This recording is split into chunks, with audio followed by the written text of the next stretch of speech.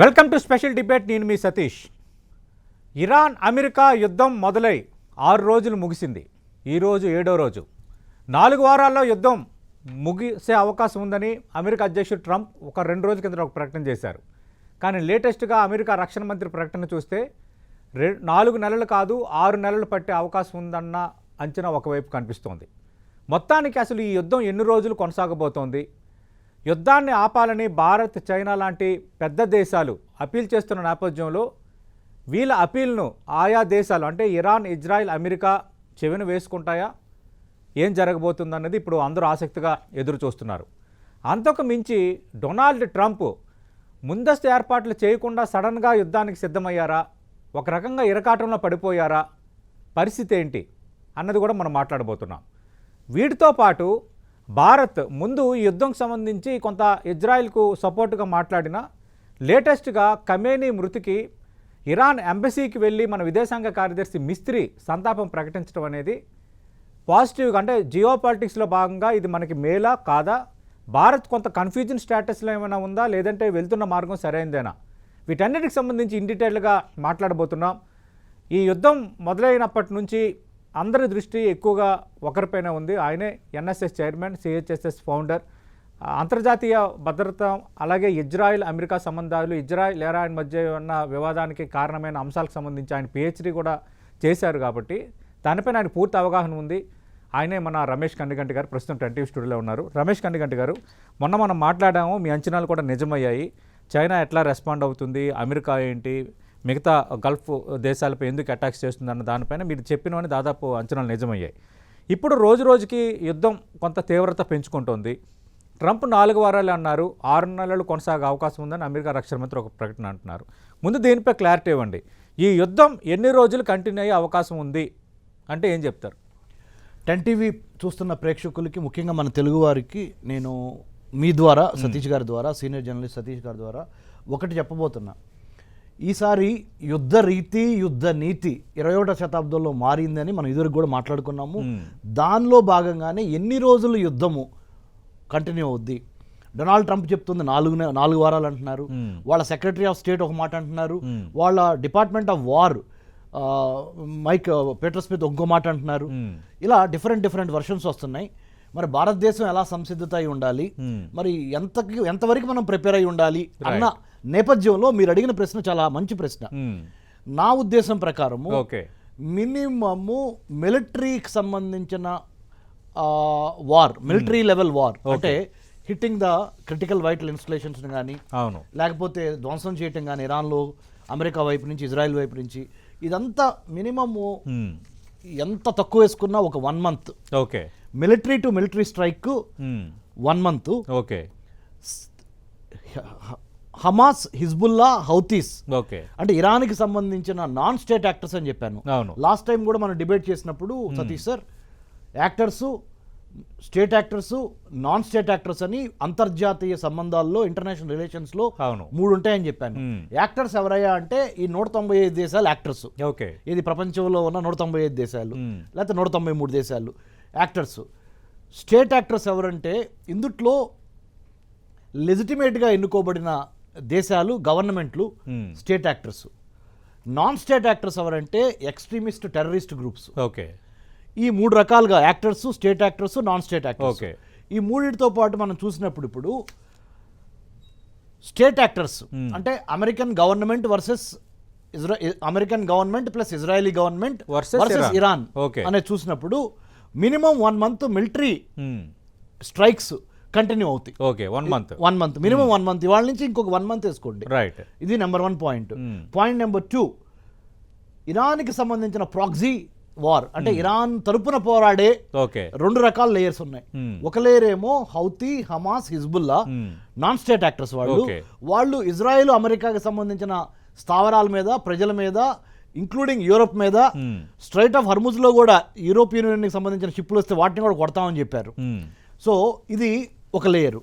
Second layer ఇరాన్కి మద్దతుగా state actors. ఎవరు? Russia, China, Turkey, north Korea. ఈ 4 గవర్నమెంట్స్ ఇరాన్కి సంబంధించిన ఈ వార్ని ముందుకు తీసుకెళ్తంలో ఎక్కడెక్కడ తమ ప్రాబల్యాన్ని వాళ్ళ అవసరానికి అనుగుణంగా అక్కడ సపోర్ట్ ఇస్తాయి, ఓకే, అవసరమైతే విత్డ్రా చేసుకుంటాయి. అంటే there is no consistency okay, in full support to Iran from the government of China, from the government of Russia, from the government of Turkey, from the government of North Korea. Intermittent గా, అంటే ఎక్కడెక్కడ ఇవ్వాలి, ఎక్కడెక్కడ తగ్గాలి అనే దాని మీద వాళ్ళు వాళ్ళ యొక్క స్ట్రాటజిక్ క్యాలిక్యులేషన్స్, వ్యూహాత్మకంగా ఆ దేశాలకి ఎంతవరకు ఉపయోగం ఉందో అంతవరకు మాత్రమే ఇరాన్ సపోర్ట్ చేస్తారు, కానీ ఆల్ అవుట్ సపోర్ట్ ఇరాన్ ఉండదు. ఓకే, ఇది నేను సెకండ్ ఇంపార్టెంట్ పాయింట్. అంటే 2 రోజుల కిందట చైనా ఇరాన్ సార్వభౌమత్వానికి భంగం కలగనీయకుండా చూస్తామని అన్నారు. అంటే దాని అర్థం ఏంటి? కేవలం ప్రకటనలా, పిలుపులా, లేదంటే యుద్ధ రంగంలో నేరుగా కానీ ఇండైరెక్ట్గా కానీ చైనా దిగే ఛాన్స్ ఉందా? ఇండైరెక్ట్గా China, Russia, north Korea, Turkey, ఈ 4 దేశాలతో పాటు డైరెక్ట్గా హౌతీ, హమాస్, హెజ్బుల్లా 4+3 7, ఇవి కాకుండా మధ్యస్థంగా ఉన్న కొన్ని దేశాలు సెంటిమెంట్ ద్వారా, అంటే ఇరాన్, ఇజ్రాయెల్ కలిసి ఐతుల్లా ఖొమైనీని అంతమొందించిన తీరుందే, బాంబింగ్ చేసి దాన్ని ద్వేషిస్తా ఇరాన్కి సపోర్టుగా మతంతో సంబంధం లేకుండా, అక్కడ అదొకటి నోట్ ద పాయింట్ సార్, మతంతో సంబంధం లేకుండా మానవీయ కోణం ద్వారా ఆలోచించినప్పుడు ఇజ్రాయెల్ని, అమెరికాని తప్పుపట్టే కొన్ని దేశాలు ఉన్నాయి, లిబరల్ కంట్రీస్, యూరోపియన్ యూనియన్లో ఉన్నాయి, వాటికి మతంతో సంబంధం ఉండదు. చిన్న ఉదాహరణ చెప్తాను. స్వీడన్ లాంటి కంట్రీలు, నార్వే లాంటి కంట్రీలు, బెనలెక్స్ కంట్రీస్ అంటారు, ఏది మన లగ్జంబర్గ్ లాంటి కంట్రీస్, ఈ కంట్రీస్కి లిబరలిజం ఎక్కువ ఉంటుంది అనమాట. వీళ్ళు ఎవరు తప్పు చేసినా తప్పు అంటారు. ఫిన్లాండ్ లాంటి కంట్రీస్, ఈ కంట్రీస్, ఇంకో కొన్ని కంట్రీస్ ఉంటాయి, కెనడా లాంటి కంట్రీ, యునైటెడ్ కింగ్డమ్, అమెరికాకి అతి క్లోజ్ ఫ్రెండ్ అయిన యునైటెడ్ కింగ్డమ్ ప్రైమ్ మినిస్టర్ కూడా ఏమంటున్నారు, యూకే హౌస్ ఆఫ్ కామన్స్లో ఏమంటున్నారంటే, డొనాల్డ్ ట్రంప్ చేసిన ప్రతి చర్యని మేము సపోర్ట్ చేయాలని రూల్ లేదు, మా యూకే నేషనల్ ఇంట్రెస్ట్కి ఎంతవరకు అది లాభం ఉంటుందో అంతవరకే చేస్తామంటున్నారు. అంటే ఇక్కడ మనము గమనించాల్సింది, కానీ యుద్ధం ప్రారంభించిన 2వ రోజు బ్రిటన్, కెనడా అమెరికా చర్యని సమర్థించాయి కదా. 2వ రోజు అదే చెప్తున్నాను, ఎక్కడ సమర్థించాలో సమర్థించి మళ్ళీ కింద ఒక డిస్క్లైమర్ కూడా ఇస్తున్నారు, ఒక చిన్న నోట్ ఏంటంటే, అఫెన్సివ్ యాక్షన్ని మేము ఊరుకోము, డిఫెన్సివ్ యాక్షన్ని ఊరుకుంటాము. అంటే అఫెన్సివ్ యాక్షన్ ఏదైనా చేస్తే దానికి మేము నో చెప్తాం, డిఫెన్సివ్గా ఏమైనా చేస్తే ఎస్ చెప్తాం. అంటే వాళ్ళే 2 మాటలు మాట్లాడుతున్నారు. మీరు అది గమనించాల్సిన అంశం అక్కడ. అంటే అమెరికా వైపు ఉన్న ఫ్రెండ్స్ 2 మాటలు మాట్లాడుతున్నారు, ఇరాన్ వైపు ఉన్న ఫ్రెండ్స్ కూడా 2 మాటలు మాట్లాడుతున్నారు, అమెరికన్ ప్రెసిడెంట్ 3 మాటలు మాట్లాడుతున్నాడు. ఇక్కడ మీకు అసలు అంత గందరగోళంగా ఉంది. అంటే మన 10 టీవీ చూస్తున్న మన వాళ్ళకి అర్థం కావడానికి నేను చెప్తున్నాను, ప్రపంచ ఆర్థిక, రాజకీయ, సామాజిక, మిలిటరీ పరమైన రిలేషన్స్ 21వ శతాబ్దంలో, మరి ముఖ్యంగా 2026 మార్చి 6వ తారీఖున ఇప్పుడు మనం మాట్లాడుకుంటున్నాం హైదరాబాద్ నుంచి, 10 టీవీ స్టూడియోలో నుంచి, ఏది క్లిస్టర్ క్లియర్ గా బ్లాక్ అండ్ వైట్ గా ఇది మేము ఇటు అనేది లేదు. అంత జిగ్జాగ్ పజిల్ లాగా, రాజకీయ చదరంగం లాగా ఎత్తుకు పై ఎత్తు ప్రతి నిమిషం మారుతుంది. సో ఇలాంటి విపత్కర పరిస్థితుల్లో మనము గమనించాల్సింది ఒకటే, భారతదేశానికి సంబంధించి మనం ఎకనామికల్గా, మిలిటరీ పరంగా, ఇంటెలిజెన్స్ పరంగా, అన్నిటికీ మించి సైబర్ సెక్యూరిటీ పరంగా, మ్యారిటైమ్ సెక్యూరిటీ, అంటే హై సీస్ కాపాడుకుంటా ఇండియన్ ఓషన్ ని చాలా జాగ్రత్తగా, హిందూ మహాసముద్రాన్ని అతి జాగ్రత్తగా, అతి క్లోజ్గా మనం ఇప్పుడు మానిటర్ చేయాలి. ఎందుకంటే జరుగుతున్న యుద్ధం అంతా అమెరికాలో జరగట్లా, జరుగుతున్న యుద్ధం ఇజ్రాయెల్లో జరగట్లా, జరుగుతున్న యుద్ధం ఇరాన్ కూడా దాటి ఆసియా ఖండంలో ఉన్న ఇరాను, ఆసియా ఖండంలో ఉన్న ఇజ్రాయెల్, ఈ 2 ఆసియా ఖండంలో ఉన్నాయి. మిగతా గల్ఫ్ కోఆపరేషన్ కౌన్సిల్ కంట్రీస్ వాటి యొక్క కాంప్లికేషన్స్, ఇంప్లికేషన్స్ ఎక్కడ దాకా వస్తున్నాయి? మన విశాఖపట్నం, వైజాగ్లో స్టార్ట్ అయిన కథ శ్రీలంక గాలే పోర్టుకి 200 నాటికల్ మైల్స్ దూరంలో హిందూ మహాసముద్రంలో ఇరాన్ యొక్క షిప్ని అమెరికా వాళ్ళు సబ్మెరైన్ ద్వారా వచ్చి, జలాంతర్గామి ద్వారా వచ్చి టోర్పెడో కొట్టి, అంటే 2వ ప్రపంచ యుద్ధం తర్వాత ఇలాంటి పరిస్థితి ఇంతవరకు రాలేదు సతీష్ గారు. 1945 తర్వాత నుంచి మనం గమనిస్తే ఇంతవరకు రాలేదు. ఒక్క విశాఖపట్నం మనం గమనించినప్పుడు గాజీ మూవీ గుర్తుంది కదా, ఆ గాజీ మూవీలో పాకిస్తానీ సబ్మరైన్ ని మన సబ్మరైన్ వెళ్ళి కొడతాము, వాళ్ళని పెళ్లి చేయటము, ఎన్ని జరిగినాయి కదా. దాని తర్వాత మళ్ళీ ఇంతవరకు జరగల. ఓకే. సో ఇది చాలా రకాలుగా చాలా గమనించాలి మనం. Maritime space, okay, physical space, political space, service sector space, cyber space, intellectual space, ఈ 6 స్పేసెస్ని భారత్ BHARAT మన ఇండియా అవును, చాలా జాగ్రత్తగా గమనించి రైట్, ఈ యుద్ధ పరిణామాలకి మనం ఏ విధంగా సంసిద్ధత వ్యవహరించాలి అనే దాని మీద ఎప్పటికప్పుడు cabinet committee on security Right. Under Shri Ajit Doval sir, honourable prime minister Modi గారు వీళ్ళందరూ కూర్చొని విశ్లేషణ జరుపుతున్నారు సార్. రైట్. అంటే ఇక్కడ ఇంకో చర్చ జరుగుతోంది, ఇండియా ఫ్రెండ్సా మోడీ ఫ్రెండ్సా అనేది ఒక డిబేట్ నడుస్తుంది ఇక్కడ. అంటే ఇరాన్ ఎప్పటి నుంచో భారత్తో సాంస్కృతికంగా, వారసత్వంగా, కల్చరల్గా అన్ని రకాలుగా ఒక అనుబంధం ఉన్న దేశం అనేది ఒక చర్చ. ఖమేనీ మృతి తర్వాత భారత్ దాన్ని ఖండించలేదు అన్నది ఒక గత 4-5 రోజులు ఒక చర్చ జరిగింది. ఇజ్రాయిల్ అమెరికా చర్యకు కొంత అనుకూలంగా ఉన్నాయి భారత్ వేస్తున్న అడుగులు అన్నది కొంత అంతర్జాతీయ సమాజంలో ఒక చర్చ జరిగింది. కానీ లేటెస్ట్గా ఖమేనీ మృతికి విదేశాంగ కార్యదర్శి మిస్త్రీ వెళ్ళి సంతాపం ప్రకటించారు. ఏంటి స్ట్రాటజీ? అంటే అటు వాళ్ళకి సపోర్ట్గా ఉన్నట్టు ఇటు వీళ్ళకి సపోర్ట్గా ఉన్నట్టు అనేది కరెక్ట్ విధానమేనా? రైట్. ఇక్కడ బ్లాక్ అండ్ వైట్ 2+2 = 4 ఓకే అనేది అంతర్జాతీయ సంబంధాల్లో అసలు వర్కౌట్ అవుతుంది సార్. 2+2 4 అవుద్ది అనేది ఓన్లీ మ్యాథమెటిక్స్లో, స్టాటిస్టిక్స్లో వర్కౌట్ అవుద్ది. కానీ అంతర్జాతీయ లాజిస్టిక్స్లో, అంతర్జాతీయ పర్ముటేషన్స్ అండ్ కాంబినేషన్స్లో, అంతర్జాతీయంగా international global politics, global geo politics, global technological, geo technology, geo polity, geo economy, geo strategy, ఈ మాటల్లో ఇది 100% 2+2 = 4 అనేది వర్కౌట్ అవ్వదు. ఓకే. ఇక్కడ ఎమోషన్ని కొద్దిగా పక్కన పెట్టి భారతదేశానికి సంబంధించినంత వరకు మన 140 కోట్ల మంది జనాభాని రక్షించుకోవటము మొదటి ప్రయారిటీ. రెండో ప్రయారిటీ 1 కోటి పైగా ఉన్న భారతీయులు గల్ఫ్ కోఆపరేషన్ కౌన్సిల్ కంట్రీస్ కానీ ఇంకా వేరే వేరే దేశాల్లో ఉన్న భారతీయులను కానీ ఎలా కాపాడుకోవాలి అనే దాని మీదే మన పూర్తి ఏకాగ్రత.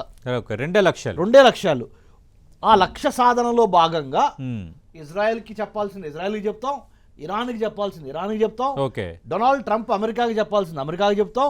అట్లానే ప్రపంచానికి మిగతా దేశాలకి ఏ మెసేజ్ ఇవ్వాలో అలానే ఇస్తాం. ఇక్కడ ప్రామాణికం ఏంటంటే నేషనల్ ఇంట్రెస్ట్ ఆఫ్ ఇండియా, జాతీయ భద్రత, జాతి రక్షణ, జాతి ప్రయోజనాలు, భారతదేశ ప్రయోజనాలు, భారతదేశ వెల్ఫేర్ని ఆ శ్రేయస్సు అనేది మనకి ఇంపార్టెంట్, భారతీయుల శ్రేయస్సు. దానికి అనుగుణంగా మనం స్టెప్స్ వేయటం అనేది logical, rational, systematic and emotional also from our point of view. వాళ్ళ ఎమోషన్స్ కాదు, మన ఎమోషన్ చాలా ఇంపార్టెంట్. మనల్ని, మన తోటి భారతీయులను కాపాడుకొని, మనకి ధర్మం కూడా అదే చెప్పింది కదా సార్, ప్రకృతి ధర్మం కూడా, first save yourself and then think about how to save others. అలాగని అదర్స్ ని సేవ్ చేసే పరిణామ క్రమంలో మనల్ని మనం లూజ్ కాకుండా, భారతదేశం లూజ్ కాకుండా, భారతదేశం ఓడిపోకుండా, భారతదేశానికి నష్టం జరగకుండా మనం చాలా జాగ్రత్తగా ఆచి తూచి అడుగు వేయాలండి. డిప్లొమసీ అనేది రేజర్ షార్ప్ ఎడ్జ్ మీద నడిచే, అంటే రైడింగ్ ఆన్ ద టైగర్ అంటారు సార్, పులి మీద స్వారీ, ఏది దౌత్యం అనేది. అవును, చాలా జాగ్రత్తగా ప్రతి మాట, ప్రతి యాక్షను పబ్లిక్ సెంటిమెంట్ని, గ్లోబల్ పబ్లిక్ సెంటిమెంట్ని అర్థం చేసుకొని వేయాల్సిన అవసరం అండి.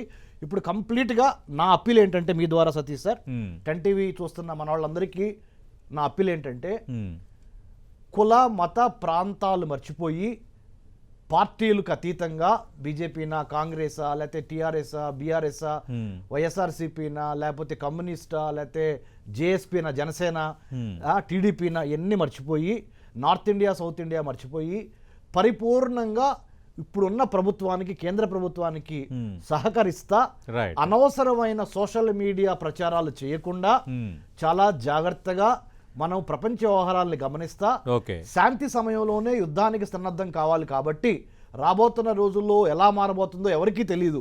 ఈ యుద్ధ యొక్క పరిణామాలు ఆర్థికంగా కానీ, ధరలు కానీ, డీజిల్ పెట్రోల్ కానీ, లేకపోతే మనము ఇప్పుడు నేను వాడే బట్టల దగ్గర నుంచి, మీరు వేసుకునే బట్టల దగ్గర నుంచి ప్రతిదీ 80% గ్లోబల్ ట్రేడ్ దేని మీద ఆధారపడి ఉంటుంది అంటే షిప్పింగ్ మీద ఆధారపడి ఉంటుంది. ఓకే. ఆ షిప్పింగ్ని కాపాడుకోవడానికి స్ట్రైట్ ఆఫ్ హర్మూజ్ అనే జలసంధి, లేకపోతే మలక్కా స్ట్రైట్స్ అనే జలసంధి, Bab el Mandeb, Panama canal, Suez canal లాంటి ఇంపార్టెంట్ చోక్ పాయింట్స్ని కాపాడుకోవటం అనేది మన నేవీ కోస్ట్ గార్డ్ చేస్తుంది. రైట్. మనం ఏం చేయాలంటే భారతదేశ పౌరులుగా భారతదేశం లోపల ఉన్న మనము కుల మత వాళ్ళకి అతీతంగా సెక్యులరిజం, లౌకిక రాజ్యము అందరినీ కలుపుకొని, అన్ని కులాలని మతాలని కలుపుకొని మన జెండా ఒకటే, త్రివర్ణ పతాకం.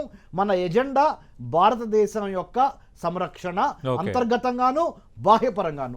దానికి సంబంధించి మనం ఏం చేయాలి అంటే no rumours, no rumour mongering, లేనిపోయిన మాటలు, లేనిపోయిన వ్యవహారాల్లో తలదూర్చకుండా పూర్తి సపోర్టు, ఒకటే ఒక లక్ష్యం, దేశ సమగ్రత, ఇంటిగ్రిటీని కాపాడుకుంటా నేషనల్ విల్, మన నేషనల్ విల్ రైట్ అనేది ఉండాలి సార్. అంటే ఇప్పుడు రమేష్ కన్నిగంటి గారు, మన ఇండియా కరెక్ట్గానే వ్యవహరిస్తోంది, దౌత్యం అనేది పులి మీద స్వారీ అంటున్నారు, అడ్మిట్స్. ఇక్కడ ఇప్పుడు ఎరువులు మనం షిప్ త్రూ రావాలి, ఇక్కడ మనకి సమస్య ఉంది. ముడి చమురు, 2 గ్యాస్, అలాగే కొన్ని రకాలు ఉన్నాయి. ఇప్పుడు హార్మూజ్ జలసంధి వద్ద మన నౌకలకి కొంత గ్రీన్ సిగ్నల్ వచ్చిందని నిన్న మనం చూసాం. ఇజ్రాయిల్, అమెరికా, యూరప్ కంట్రీస్ నౌకలు తప్పించి మిగతా నౌకలకు మేము ఎలాంటి ఇబ్బంది కలిగించమనేది ఒక ప్రకటన ఇరాన్ చేసింది. అంటే మనకి దీని ఇంపాక్ట్ ఎలా ఉండబోతుందో, అంటే మనం వ్యవహరిస్తున్న తీరు అనేది మనకు పాజిటివ్ అవుతుందా, రేపొద్దున్న ఈ సమస్య ఏది ఉండదని ఒక అంచనా వేసుకోగలమా, లేదంటే ఖచ్చితంగా ఈ ఆయిల్ సమస్య ఇవన్నీ ఉంటాయా? Sir, nothing lasts forever అని ఇంగ్లీష్లో సెంటెన్స్ ఉంది. Good day or bad day will have to pass through. Okay. And also there is one more English sentence, అది చెప్పాలి, దాని తెలుగులో కూడా చెప్తాను సార్.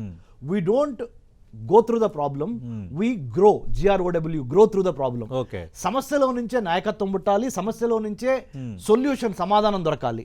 సో సమస్యలో నుంచి మనం ఉన్నాం కాబట్టి ప్రపంచం అంతా, మీరు చెప్పింది ఇప్పుడు స్ట్రైట్ ఆఫ్ హర్మూజ్ దగ్గర ఇరాన్ భారతదేశానికి సంబంధించిన షిప్పుల్ని మేము ఏం చేయమని ఎందుకు చెప్పింది అంటే ఇరాన్కి అర్థమైంది.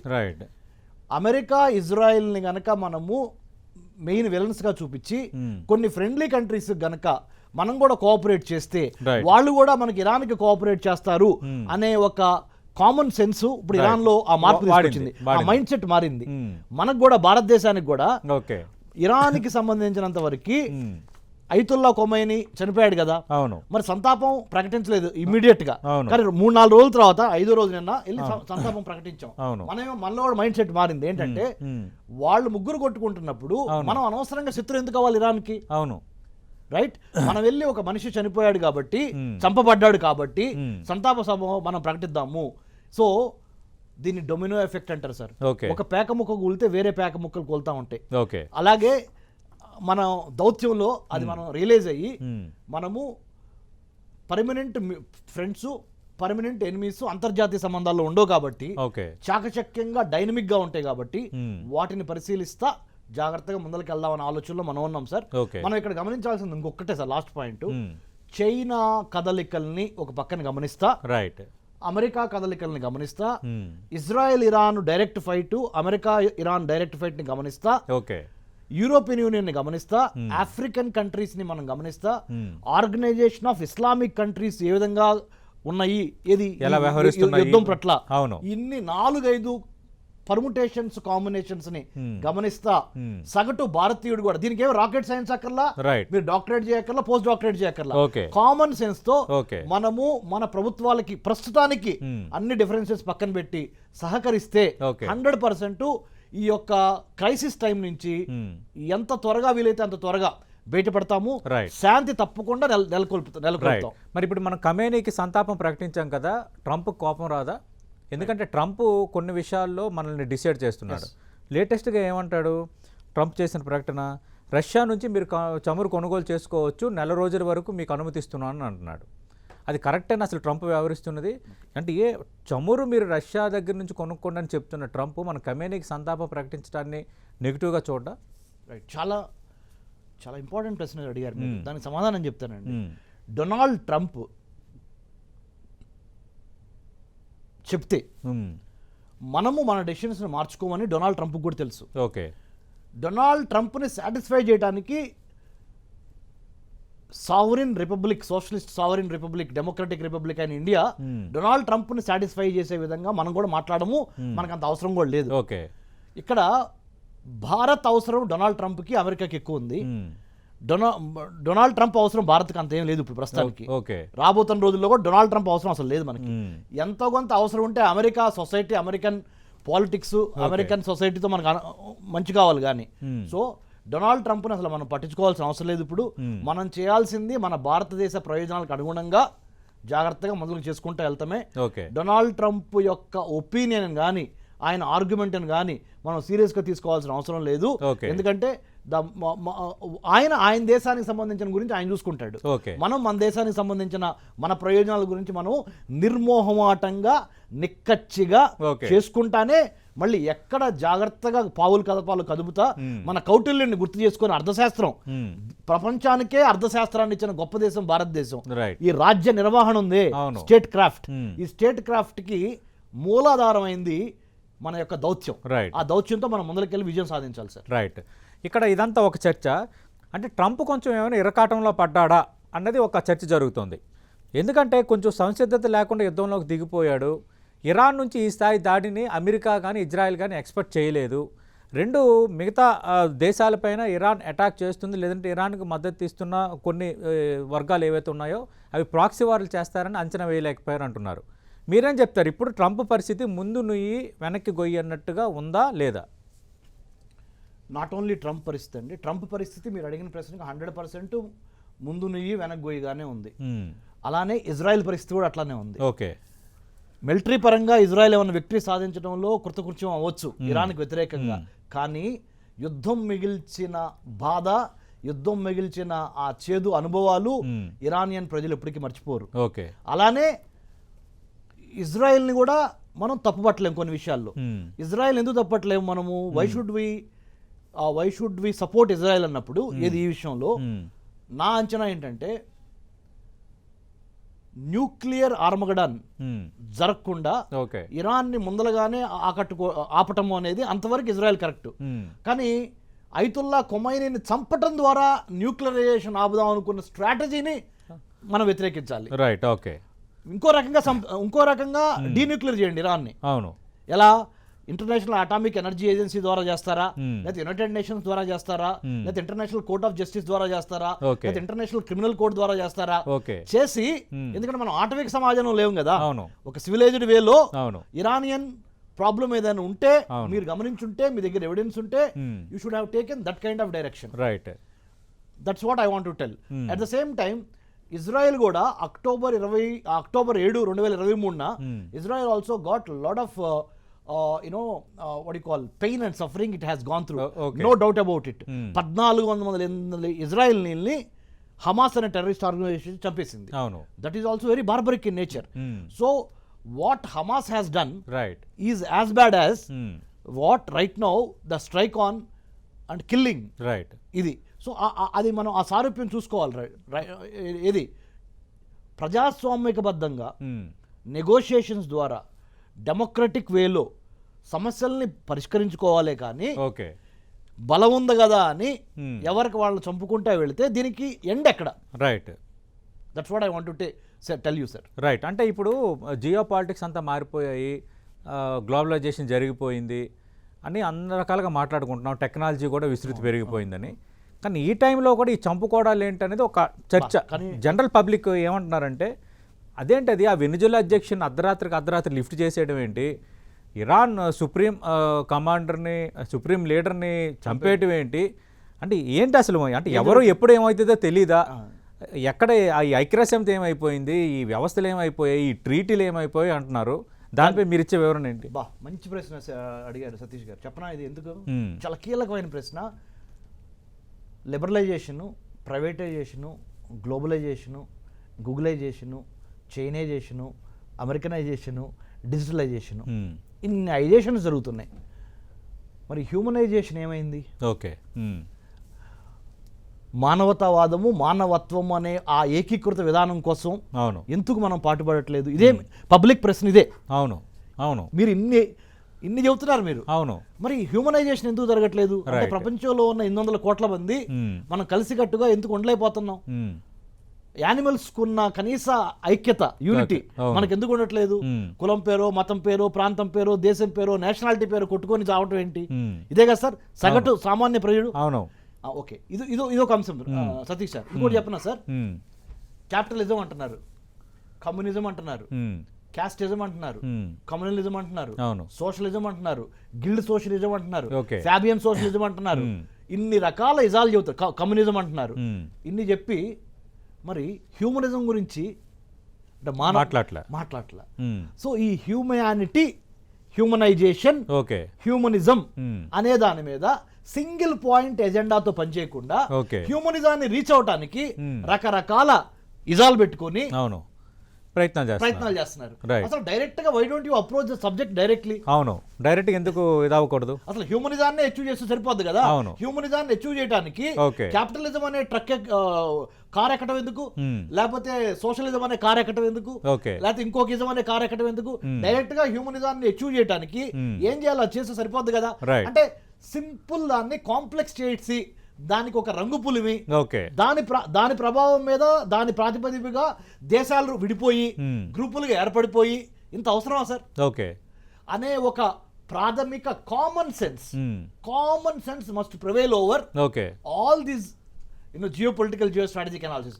ఆ కామన్ సెన్స్ ని ఎట్లా అభివృద్ధి చేయాలి అంటే ఇలాంటి అర్థవంతమైన చర్చల ద్వారా, టెన్ టీవీ ఇలాంటి అర్థవంతమైన చర్చల ద్వారానే కామన్ సెన్స్ ప్రతి విలేజ్ లోకి, ప్రతి కార్మిక, కర్షక, ఉన్నవాళ్ళు, లేని వాళ్ళు, మధ్యతరగతి నుంచి అందరికీ చేయడానికి ఇప్పుడు ఈ 10 టీవీ ఇప్పుడు మీరు పెట్టిన ఈ చర్చే this is the first step to achieve that common sense, to achieve that humanisation, to achieve that humanism. Right, good answer Ramesh గారు.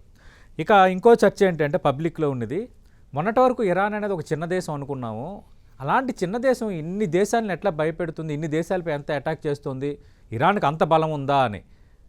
దీనిపై మీ సమాధానం ఏంటి? అసలు ఇరాన్ ఎన్ని రోజులు తనకున్న బలంతో ఇజ్రాయిల్ అలాగే అమెరికాతో యుద్ధం చేయగలదు, మిగతా దేశాలతో యుద్ధం చేయగలదు? ఇరాన్కున్న మిలిటరీ బలము అమెరికా ముందల, ఇజ్రాయెల్ ముందల చాలా తక్కువ అండి, దాంట్లో నో డౌట్ అబౌట్ ఇట్. కానీ మీరు అడిగిన ప్రశ్న ఎందుకు ఇరాన్ కి సపోర్ట్ పెరుగుతున్నట్టు అనిపిస్తుంది, ఎన్నాళ్ళు అంటే ఇంత ఊహించలేదు కదా సార్, ఇరాన్ ఇంత నిలబడిందని అనుకోలేదు అన్నారు.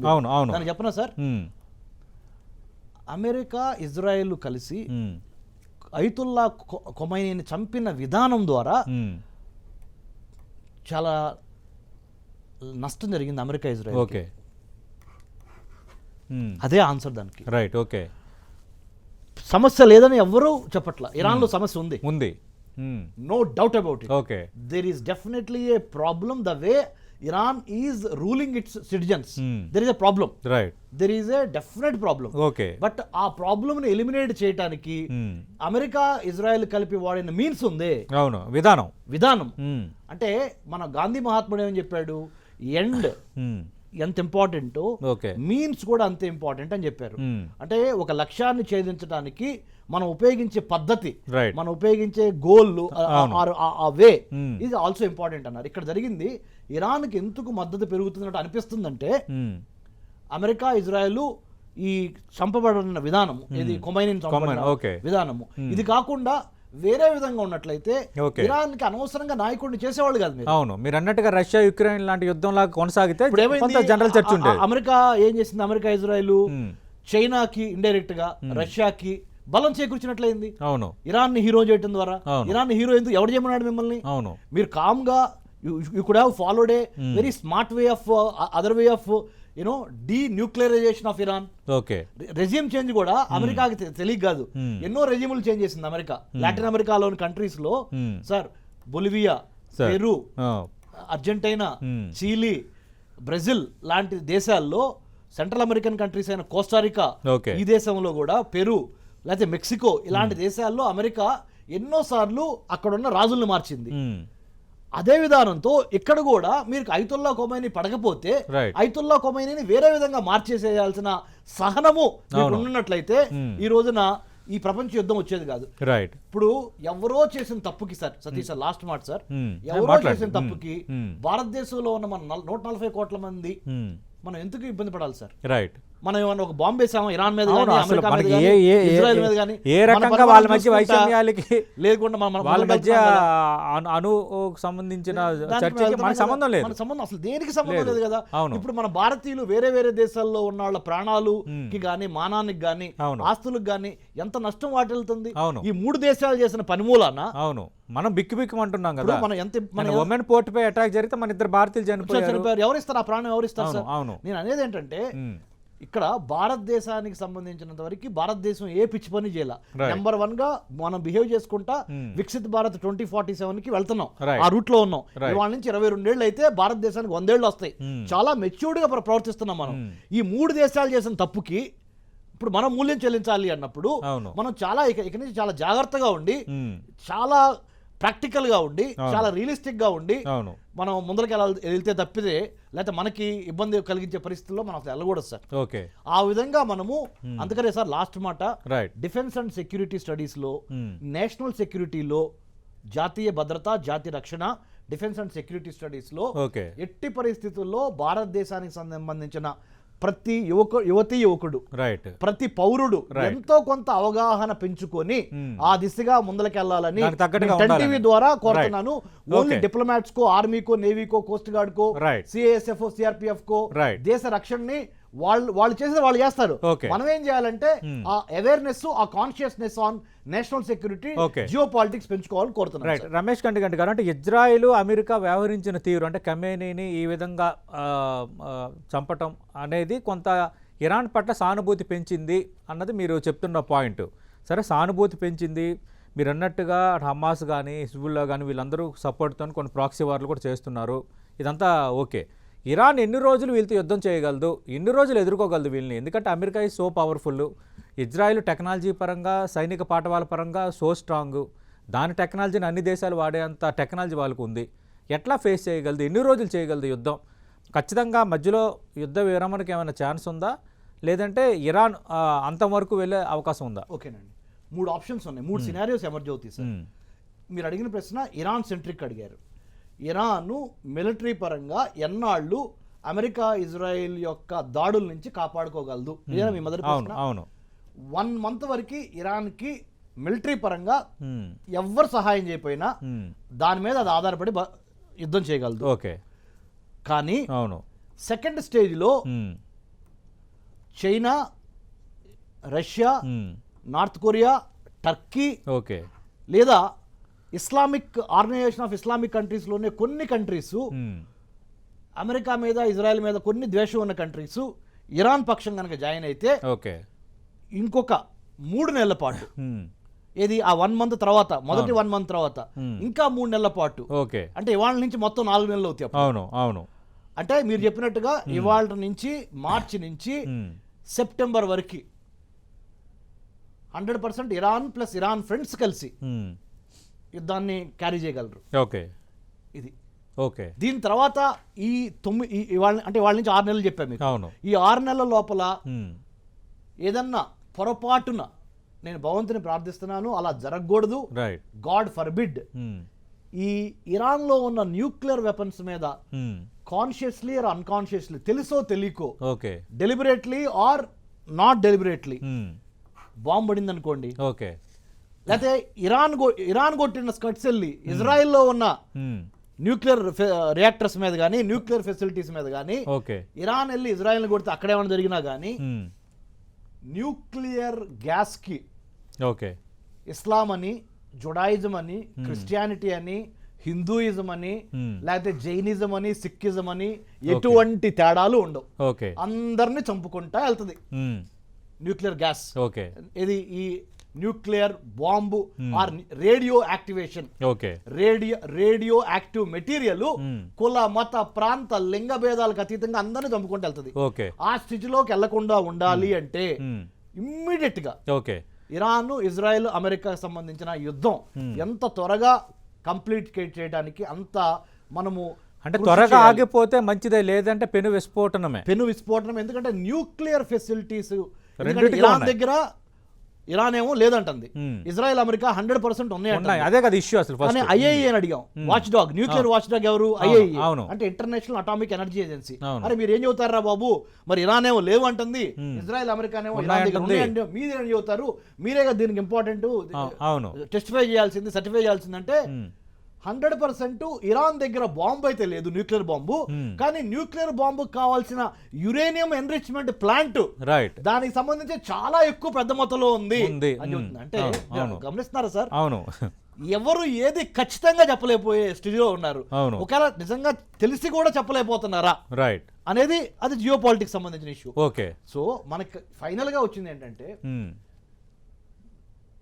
న్యూక్లియర్ కి ఎటువంటి కుల మత ప్రాంత దేశానికి ఉండవు. సంబంధించిన ప్రామాణికం ఉండదు, అందరినీ చంపుకుంటారు. అంటే రమేష్ గారు నా క్వశ్చన్ అంటే ఫర్ ఎగ్జాంపుల్కి ఇజ్రాయిల్లో గనక మీరు అన్నట్టుగా ఈ అణు బాంబు మీద గనక ఏదైనా దాడి జరిగితే, ఒకవేళ విస్ఫోటనం అయితే దాని పరిధి ఎంతవరకు ఉంటుంది? 100% మిడిల్ ఈస్ట్ కంట్రీస్ 22 దేశాలు, హిరోషిమా నాగసాకి ఇది America led attack on Japan లో ఉన్న హిరోషిమా నాగసాకి మీద బాంబ్స్ వేసినప్పుడు, న్యూక్లియర్ బాంబ్స్, దానికి సంబంధించిన దుష్పరిణామాలు, చెర్నోబిల్ న్యూక్లియర్ రియాక్టర్ దుష్పరిణామాలు, భోపాల్ గ్యాస్ ట్రాజడీ, మన ఆంధ్రప్రదేశ్, మన మధ్యప్రదేశ్, మన భారతదేశంలో ఉన్న మధ్యప్రదేశ్ భోపాల్లో 84లో జరిగిన భోపాల్ గ్యాస్ లీక్ ఇవాళ వరకు ఇబ్బంది పడుతుంది ప్రజల యొక్క ఆరోగ్యాన్ని. ఓకే.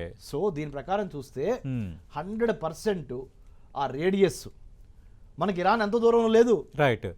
చాలా దగ్గరగానే ఉంది. నేను అడుగుతున్నది అందుకంటే మనకి ఎఫెక్ట్ ఎంత, ఎందుకంటే అటు ఇండియా కానీ ఇరాన్ కానీ ఇజ్రాయెల్ కానీ ఇవన్నీ కూడా ఏషియన్ కంట్రీస్, మనకి కొంత నైసర్గికంగా పోల్చుకుంటే కొంచెం దగ్గరలోనే ఉన్నాయి. ఇరాన్ అయితే చాలా దగ్గర ఉంది. అందుకంటున్నాను ఏదైనా జరిగితే మనకి ఇంపాక్ట్ ఎంత అని. 100% ఇటు పశ్చిమానున్న రాష్ట్రాలన్నీ ఇబ్బంది పడే అవకాశం ఉంటుంది. భారతదేశానికి పశ్చిమానున్న రాష్ట్రాలు ఏంటి? ఓకే. గుజరాత్, మహారాష్ట్ర, గోవా, కర్ణాటక, కేరళ. ఈ 5-6 రాష్ట్రాలకి తప్పనిసరిగా ఇరాన్ లో ఒకవేళ రేడియేషన్ లీక్ అయినా గానీ ఎంతో కొంత ఎందుకు, ఇరాన్ దగ్గర పక్కనే ఉంది సముద్రం ఉంది, ఆ సముద్రంలో జలాలు కలుషితమైనా గానీ ఆ జలాలు ఇటు వచ్చే అవకాశం ఉంటుంది.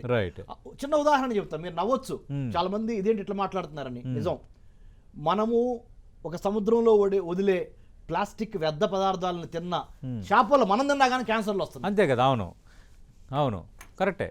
సో గాలి ద్వారా, నీటి ద్వారా 100% రేడియో యాక్టివ్ మెటీరియల్స్ గాల్లోకి వదిలి వచ్చినప్పుడు 100% మనకు కూడా విఘాతమే. కాబట్టి ఇవన్నీ దృష్టిలో పెట్టుకొని మన అందరము సామం, దానం, భేదం, దండం, చార్మికుడు చెప్పినట్టు అట్లా వాడతారా, లేకపోతే నయానో భయానో అట్లా వాడతారా, లేదా by hook are by crook దీన్ని వాడతారా, ఎట్లా అయినా చేయండి అయ్యా. అది న్యూక్లియర్ దిశగా ఈ యుద్ధం మారకుండా, న్యూక్లియర్ విస్ఫోటనం జరగకుండా మనము కంప్లీట్ గా పూర్తిగా దీని మీద కాన్సన్ట్రేట్ చేసి యుద్ధాన్ని నివారించే విధంగా చేయాలి సతీష్ గారు. Okay, right. మన ఇంటర్వ్యూ ముగించే ముందు ఒక 2 అంశాలు సార్. భారత్, చైనా ప్రపంచ శక్తులుగా ఎదగకుండా అడ్డుకోవడానికి అమెరికా తమపై యుద్ధానికి దిగింది అని భారత్లో ఆల్కమేని ప్రత్యేక ప్రతినిధి అబ్దుల్ మజీద్ ఒక కామెంట్ చేశారు. ఇది ఎన్ని పాసిబిలిటీ భారత్, చైనా ప్రపంచ శక్తులు ఎదగకుండా ఉండటానికి ఇరాన్ పైన అమెరికా దాడి చేసింది అనటాన్ని ఒప్పుకోవచ్చా? మీరు everything is fair in love and war అంటారు ఇంగ్లీష్లో. యుద్ధంలో, ప్రేమలో ఎటువంటి ఎత్తు పై ఎత్తైనవి కానీ గెలవాలనే తపనున్న వాళ్ళు ఆ విధంగా చేసినా ఆశ్చర్యపోక్కర్లేదు. అంటే అమెరికాకి ఎంత ఆలోచన ఉందా అని మనం ఆశ్చర్యపోవక్కర్లా. అలానే చైనా కూడా అమెరికాని తొక్కటానికి, భారతదేశాన్ని తొక్కటానికి China will also use its latest టెక్నాలజీతో పాటు mind, game, psychological operation, technical intelligence, imagery intelligence, visual intelligence, satellite intelligence, human intelligence అన్ని వాడతారు. So everything is fair in love and war అనేది ఉంది కదా. గోయింగ్ బై దట్ ఎవరు ఏమైనా చేయొచ్చు. కానీ మనం ఎంతవరకు ప్రిపేర్ అయి ఉన్నాము, what is the level of India's preparedness both militarily, psychologically, on the cyber space, satellite space, and also on the maritime space, and also on the manufacturing space. ఈ అన్ని రంగాల్లో, ఈ కీలక రంగాలు మనం చాలా జాగ్రత్తగా కాపాడుకోవాలి. మీరు అనుమతిస్తే ఒక మాట చెప్తాను సతీష్ సార్, లాస్ట్ మాట. మన శరీర భాగాలు మ్మ్. క్రిటికల్గా ఉన్న ఇంపార్టెంట్ 6 శరీర భాగాలు చెప్తా. Heart, okay. బ్రెయిన్, మ్మ్. లంగ్స్, మ్మ్. కిడ్నీస్, లివరు, అన్నిటికీ మించి స్పైన్ అనుకుందాం. ఇది కూడా ఒక ఇదిగా.